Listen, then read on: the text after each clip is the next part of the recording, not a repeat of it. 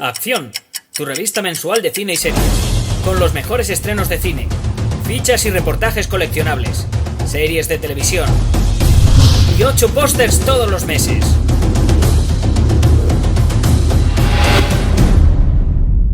Búscala en tu kiosco. Muy buenas, amigos y seguidores del canal de Acción Cine. Un día más estamos aquí en nuestro nuevo rincón para hablar. Yo creo que es de uno de los estrenos más esperados. Creo que por diversos motivos. Creo que uno de los principales es porque es una película que está ligada en cierta medida, o por lo menos el personaje, al universo Marvel. Y al mismo tiempo porque es una película que ha sufrido tantos retrasos debido a la pandemia que ya hay ganas de que se estrene.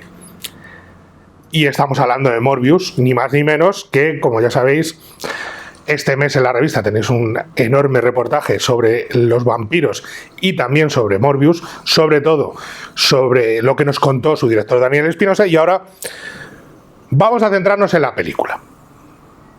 Voy a centrarme en una crítica, como siempre os decimos, primero sin spoilers, esta primera parte libre de spoilers, y luego, a partir del determinado momento, os avisaremos y entrarán los spoilers. Ojo, lo diré mucho y muchas veces para que ninguno se me pierda por el camino. Ahora spoilers, ahora no. En este momento vamos a hablar spoiler free. Vamos a intentar hacerlo de forma que todo el mundo pueda entender lo que me ha parecido Morbius. Aunque tiene que ver con Venom porque es de este Sonyverse que se ha creado, el universo Sony, en torno a los personajes relacionados con Spider-Man. No me sale decir Spider-Man. En este caso, con esta película, a mí es una película que me ha entretenido bastante. De hecho, todavía no sé algunos caminos por donde vienen. Y me ha entretenido bastante en el sentido de que no tiene ninguna pretensión más allá de hacer pasar un buen rato con un personaje que es algo más siniestro que lo que estamos acostumbrados, que busca tener menos humor, y es verdad que tiene menos humor, y que busca tener casi un tono de Shakespeare en su historia de... Bueno, en su historia de... Vamos a dejarlo por ahora ahí. Ya sabéis que es, y lo hemos podido ver en algunos trailers, hablaremos también de los trailers, es la historia de este hombre que tiene una enfermedad incurable y que, debido a un experimento, se convierte en Morbius, el vampiro viviente.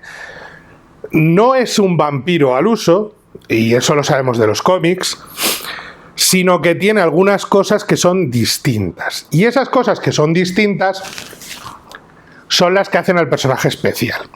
Y el personaje es especial... A ver, yo el tono de esta película es el que hubiera preferido para Venom, especialmente para Venom 2.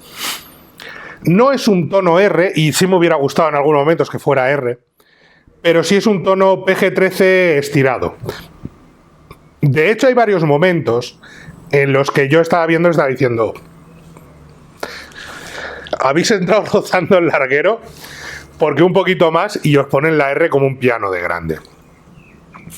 Y luego hay otros momentos en los que la falta de una R pues se nota y uno echa en falta esos puntos de sangre que le sientan bien a una película sobre vampiros, aunque sean vampiros superheroicos. A mí me ha gustado el tono, me ha gustado bastante la dirección. Me parece que Daniel Espinosa hace un trabajo más que correcto, tiene detalles muy buenos. Creo que ayuda mucho que está un genio de la edición, del montaje, como es Pietro Scalia, detrás de la película, y eso ayuda bastante. Aunque sí es verdad que me da la sensación de que es una película recortada, no para mal, sino que la han comprimido y han eliminado, le han quitado la grasa y la han aligerado de metraje para que dure 1 hora 45 y no se haga en ningún momento pesada, que creo que es una de las cosas que yo tenía miedo de que la película se hiciera larga, y no. Es que se pasa en un suspiro, es que no te da tiempo a aburrirte con una película de este estilo. Con todo eso, con todo ese jolgorio detrás de las cámaras, con ese estilo visual que tiene Espinosa tan curioso, me gusta mucho cómo enfoca lo de los poderes de Morbius, que es algo de lo que nos hablaba en la entrevista, que decía que quería darle un toque surrealista, porque ¿cómo sería para cualquiera de nosotros tener un nuevo sentido de golpe? ¿Cómo lo visualizaríamos? Sería una experiencia casi surrealista. Y sí tiene ese toque de casi de sueño onírico, de casi de viaje psicotrópico, que de hecho está acompañado en los títulos de crédito, que están muy, muy currados en ese sentido. Y me han gustado bastante por ese camino. Así que en la casilla de Daniel Espinosa, bien, todo bien ahí, para mí.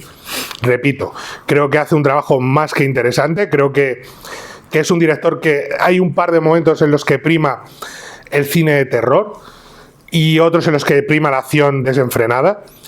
Creo que hay escenas bastante curiosas y creo que es una película más que cumplidora. A nivel narrativo, para mí, más que cumplidora.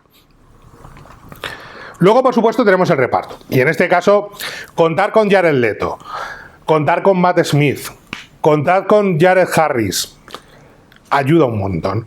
Jared Leto le da credibilidad al personaje porque es Jared Leto. Es que tiene que hacer bien poco para plantarse delante de la cámara y que te lo creas. Y con la transformación física que lleva, con todo el esfuerzo de maquillaje, de efectos digitales, de todo lo que conlleva la película...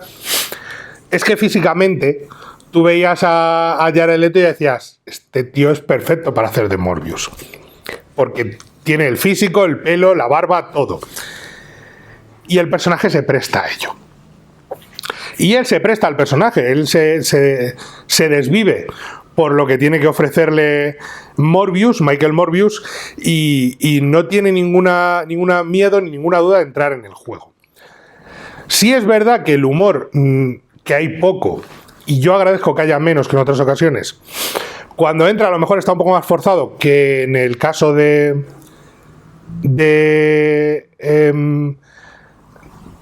Venom, por ejemplo, que es más despiporre en ese sentido, pero creo que en el resto funciona a las mil maravillas como protagonista. Y creo que quien mejor se lo pasa en la película es Matt Smith, que es el que monta la fiesta. Y tiene momentos muy, muy, muy divertidos y momentos en los que da rienda suelta al personaje. Y me hace mucha gracia porque Smith, al parecer, habló con su amiga Karen Gillan de que le habían ofrecido el papel y demás, y que si merecía la pena entrar a participar en un universo Marvel. Y ella le dijo que, y con toda la experiencia que tiene de haber hecho 5 o 6 películas de Marvel, le dijo que se lanzase de cabeza, que no se iba a arrepentir y que lo iba a disfrutar muchísimo. Y al parecer él ha disfrutado mucho de la experiencia y ha disfrutado de un personaje que es nuestro antagonista y que tiene detalles muy, muy curiosos, y sobre todo tiene un tipo que se lo está pasando pipa detrás, jugando con el actor, con el personaje, gamberreando, probando cosas, incluso con un par de detalles. Había un par de detalles que a mí personalmente me han parecido, en cierta medida, un homenaje, un guiño a Doctor Who. Me lo han parecido. Y creo que eso le dan un punto extra al personaje para los fans del propio Matt Smith y para la diversión general de la película, porque su presencia suele ser muy divertida. Muy divertida en el sentido, no en el sentido de humor, sino muy entretenida de ver. Es un tipo que enseguida se gana, por carisma, se gana la audiencia. Le pasa en muchas películas y se agradece. Y luego tenemos a Jared Harris, que podría estar leyendo pues la parte de atrás de un bote de champú y sería interesante verlo. ¿Problemas en ese departamento? Adria Arjona está un poco desaprovechada, tiene su porqué, y hablaremos de ello en spoilers. Y el propio Jared Harris sí hubiera estado mejor extendido, haber extendido un poquito el papel. Aparece Tyrese Gibson, que hace de Tyrese Gibson con bigote. Y quizá en esa parte de la trama para mí ha sido la que menos me ha interesado. Todo el tema policial y tal lo he visto quizá lo más endeble. Pero el resto me ha funcionado muy muy bien. Y de nuevo, contar con Matt Smith o con Jared Leto es un plus en este tipo de películas. Es algo que se nota que primero que son actores con talento, con mucho talento, y que se nota que se lo están pasando bien. De hecho, se nota mucho que Leto lleva el peso de la película, de la historia. No solamente es protagonista, sino además es productor. Pero también se nota que Smith ha tenido mucha rienda suelta para hacer lo que casi lo que quería. Junto a todo eso nos encontramos con la parte quizá más endeble para mí, que es evidentemente el guión. Este tipo de películas, los guiones se pueden escribir en lo que viene siendo una servilleta. Y no hay ningún problema con ello. Hablábamos no hace mucho de películas similares y lo hemos dicho más de una ocasión. No tiene por qué ser un problema si la película está centrada al entretenimiento. Quiero decir, ni pretenden resolver los principios del universo, ni está ligada en gran medida a más historias. Morbius, y esto sí creo que se puede decir, no es un spoiler esto, Morbius es una película en sí misma, ¿vale? Como Venom, es una película en sí misma. Está Morbius. Luego ya veremos el futuro que nos depara. Pero de momento está Morbius. Es una unidad. Y como unidad, su única intención es entretener al espectador. Es hacernos pasar un buen rato. Es decirnos, mira, esto es lo que ofrezco. Vamos a ver si te convence. Y sí, en ese sentido el guión tiene, sobre todo, muchas cosas que suceden muy atropelladas.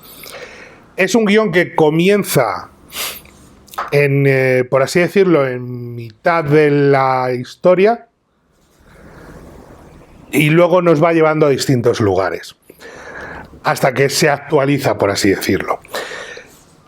Y cuando se actualiza, cuando se vuelve más lineal, sí es verdad que hay saltos. Bueno, y también en el otro espacio temporal hay saltos que dices, a ver, quizá podíamos haber jugado un poquito con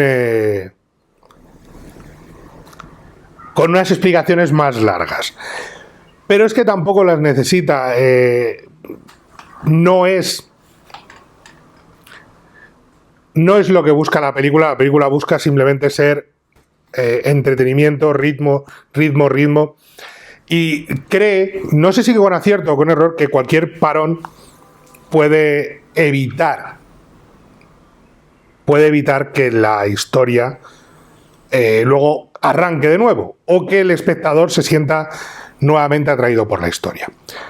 Vamos a pasar a territorio spoiler porque he estado pitando bombas todo el rato, minas antipersona con esta videocrítica, pero ahora nos vamos a meter de lleno en territorio spoilers. Spoilers por todas partes, spoilers everywhere. Por favor, si no han visto la película, hay que recordar una cosa, recordad esto. Podéis pausar el vídeo. Lo pausáis ahora mismo. Veis Morbius y cuando volváis del cine le dais al play de nuevo y seguís viéndolo. Y ahí termináis de ver la crítica. Es sencillo, no tiene más misterio. Pausad y luego volvéis. No digáis que no lo hemos avisado. Spoilers. Spoilers por todas partes. Spoilers. Porque lo primero que quiero decir en territorio spoilers es que los trailers todos nos han engañado, pero mucho. Y me parece bien. Me parece bien porque siempre nos quejamos de que los trailers revelan demasiado. Y si os habéis fijado en territorio no spoilers, ahora estamos en territorio spoilers. En territorio no spoilers no he mencionado prácticamente para nada a Adrian Toomes, al buitre, que había sido prominentemente anunciado en los trailers. Es que el buitre sale muy poco, pero muy poco. De hecho, su presencia se concentra única y exclusivamente en las 2 escenas postcréditos. Todo lo que nos habían enseñado previamente, Michael, tal, es mentira. Todo lo que nos habían enseñado del brazo biónico de Terry Gibson es mentira. De hecho, he tenido la sensación de que el tráiler último, o quizá con los últimos han metido un poco más, pero he tenido la sensación de que los trailers en esta ocasión han sido más engañosos todavía que en anteriores. Y no me parece mal. Y os digo por qué no me parece mal, y creo que es evidente, y es: me gusta llegar a una película y que me sorprenda. Si el tráiler, todo lo que me han vendido, a nivel de historia, no a nivel visual, no a nivel de actores, no, a nivel historia, que siempre nos quejamos de, es que me han contado toda la película antes de entrar en la sala, es que los trailers revelan demasiado. Bueno, pues en esta ocasión los trailers no revelan nada, porque es increíble. Es una técnica que ha empezado a usarse muchísimo en Marvel durante mucho tiempo, y es una técnica que se ha empezado a usar, por ejemplo, que lo hemos visto en Spider-Man recientemente, lo hemos visto en Vengadores muchas veces, y ahora se ha usado aquí también. Y no está mal. ¿Por qué? Porque eso me ha permitido disfrutar más de la historia y decir, no sale. El póster de Spider-Man en la pared no sale. Esto hemos sido engañados. Y está bien que nos engañen, porque está mejor aún no creernos más listos que ellos. El Daily Bugle que sale, y lo comentábamos a la salida del pase, el Daily Bugle que sale el Daily Bugle, es el de la cabecera, es la del Spider-Man de Maguire. Pero lo que nos ha quedado claro en esta película es que esto es el universo Venom, con lo cual no hay Spider-Man. Y la presencia de Adrian Toomes tiene que ver con un salto entre realidades, con el multiverso del que nos hablaban y con el desaguisado causado por el Doctor Extraño. A partir de ahí dejo que veáis las escenas y disfrutéis, porque creo que anticipan una cosa que mola mucho. También hay un punto al final para una posible secuela que no voy a contaros, pero que si has leído los cómics sabes por dónde van los tiros. No digo más. Y que explica muchas cosas en torno a algunos personajes. Y en este caso no se trata de decir, es que ese spoiler, como es una presentación para una posible secuela, prefiero que lo veáis vosotros y que lo disfrutéis, y luego, si eso, podemos comentarlo. La historia al final es, y esto es lo que me refería con ese tono de Shakespeare, es la historia de 2 hermanos enfrentados por el poder. Uno corrompido por el poder y otro intentando no dejarse corromper por el poder. Y una figura paterna que intenta separarlos entre el bien y el mal. El problema, y este es un problema de guión, es que a la figura paterna no le das tiempo a explorar su papel, y cuando llega una escena de enfrentamiento entre Jared Harris y Matt Smith, tienes la sensación de que esa escena que está muy bien, tenía que haber sido introducida previamente, con más detalles sobre ese asunto. Le pasa de vez en cuando a la película. Llega el personaje de Matt Smith niño y conoce al personaje de Jared Leto niño, llegan Milo o Lucian y Michael, se conocen y 24 horas después son amigos del alma, íntimos. Ese es el espacio que da a entender la película. Y ya no se pueden separar. Milo y son los mejores amigos. Michael y Milo son los mejores amigos. Y es algo que dices, hombre, esto a lo mejor necesitaba un poquito más de tiempo de cocerse para dejarlo. Esas prisas no son buenas siempre. Y es quizás, les repito, es el fallo para mí de guión más grave. Luego, por ejemplo, las escenas de acción, yo tenía miedo en algunos momentos, sobre todo, por ejemplo, detalles como el vuelo en el metro. Y me ha convencido bastante, sobre todo me ha convencido la transformación en monstruo, las caras demoníacas, las caras de vampiro, muy fiel al cómic y muy fiel a dar una sensación de terror. El uso de la luz y la sombra, por ejemplo, la escena de la muerte de la enfermera, me encanta cómo está rodada. Me parece que está rodada como una película de miedo. Y que cada vez que hace eso el director, la película crece. Y sí es verdad que la trama policial del asesino persiguiendo y tal, pues es una de esas cosas que dices... a lo mejor me sobra un poco. No creo que aporte demasiado lo de la cárcel y demás. Disculpadme. No creo que aporte demasiado el momento me persigue la policía, me detiene la policía. Es como, ¿por qué te detiene la policía si puedes soltarte? Eres Michael Morbius, no eres un humano normal. Todo eso son cosas que sí podrían estar un poquito mejor explicadas. Pero luego, repito, la relación de hermanos, ese toque de Shakespeare, de tragedia, incluso la relación con la figura paterna, pese a sus limitaciones, funciona muy bien. A mí me ha funcionado muy bien, incluyendo el final. La presencia de Adria Arjona tiene justificación. Cuando veáis la película lo vais a entender todo mejor, igual que la propia presencia de Adrian Toomes. Y creo que es como esas visitas agradecidas. Vienen, están el tiempo justo y se van antes de que tengamos que echarlas. Y eso creo que juega siempre a su favor. ¿Por qué? Porque a mí como espectador no me ha dado tiempo a aburrirme viendo Morbius. No me ha dado tiempo en ningún momento a aburrirme.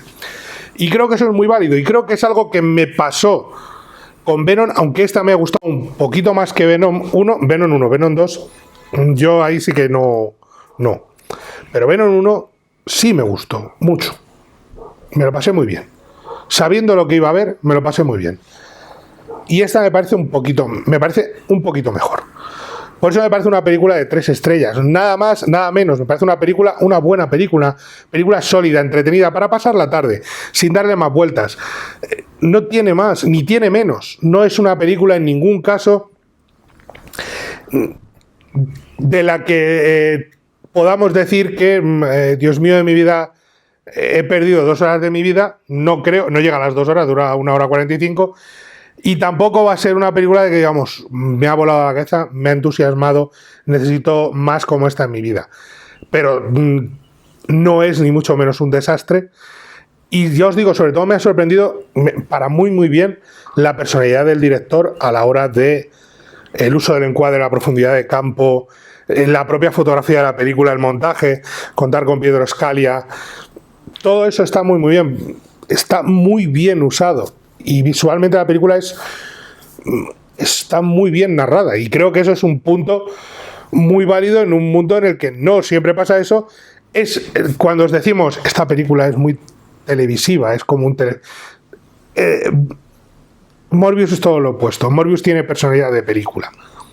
Luego te podrá gustar más o menos, pero tiene personalidad de película. Y eso se agradece mucho. Y visualmente es una película para disfrutar en una sala de cine. Tiene momentos muy chulos y escenas que a mí me han gustado mucho. Y me ha convencido en ese sentido. Es simplemente, he pasado un buen rato, he disfrutado de lo que tenía que disfrutar. He creído que el guión necesitaba varios repasos y que hay trozos de película que, para aligerar metraje, quizá algunas partes extendidas hubieran quedado mejor.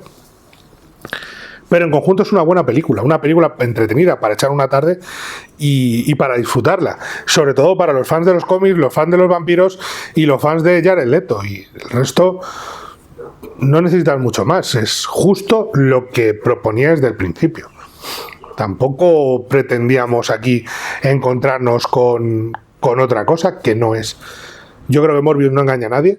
Creo que es un entretenimiento de primer orden y creo que es una película que cualquiera puede disfrutar, pero sí es verdad que no es Spider-Man. E incluso te diría que no es Venom, en el sentido de que no es para niños. Si vas con niños de 6-7 años, que todo el mundo ha ido a ver Spider-Man con niños de 6-7 años, van a pasar un poco de susto. No es para ellos. Es a partir de 10-12 años. Y tampoco hay nada malo en ello. No hay nada malo en que sea una película para un puntito más maduro. No hay más que decir. Con esto creo que es más que suficiente. 3 estrellas para Morbius. Deseando ver qué nuevo camino tiene el Sonyverse, este universo de Sony en torno a los personajes secundarios de Spider-Man. Y como siempre os decimos, le dais al like, os suscribís, nos contáis lo que queráis por aquí abajo. Por supuesto, tenéis el botón de unirse al canal justo al lado. Es bien sencillo. Si queréis participar un poquito más en este canal, ahí tenéis esa forma, esa membresía, 3 niveles, hasta 6 vídeos exclusivos todos los meses y además un directo premium. Ahí lo tenéis, al lado de suscribirse, el botón de unirse. No hay más que decir. Like, suscribiros, contadnos lo que queréis por aquí abajo y nos vemos en la próxima. Adiós. Acción, tu revista mensual de cine y series, con los mejores estrenos de cine, fichas y reportajes coleccionables, series de televisión y 8 pósters todos los meses.